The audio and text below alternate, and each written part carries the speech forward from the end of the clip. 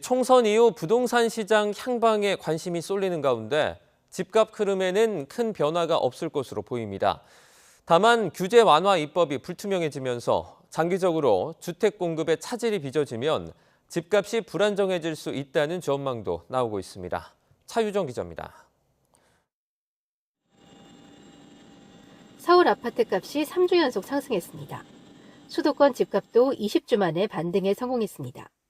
최근까지 부동산 시장은 금리 인하 기대감에 힘입어 일부 회복세를 보였습니다. 총선 이후 집값은 어떻게 될까?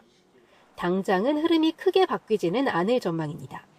지금도 여소야대 전국에서 주요 정책이 국회에 막혀 있는 만큼 정책 환경 변화가 크게 달라질 게 없기 때문입니다.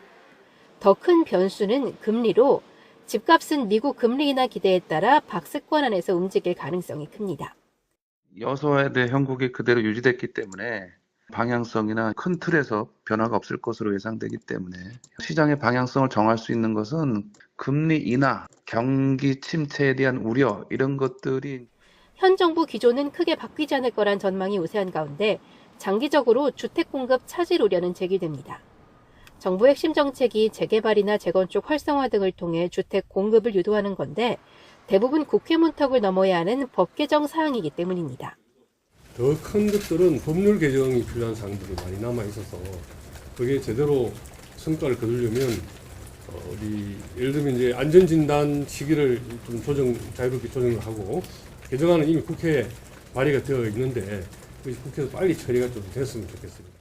규제 완화가 막힐 경우 주택 공급에 타격이 불가피합니다. 정부가 283만 호 공급은 임기 내에 공급하는 게 아니고요.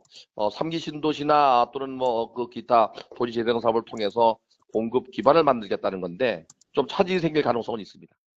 야당이 내건 주택 공급 정책은 임대주택 확대입니다. 전문가들은 방법론의 차이가 있더라도 도심 공급을 늘려야 한다는 건 여야가 이견이 없는 만큼 협치가 필요하다고 말합니다. YTN 차유정입니다.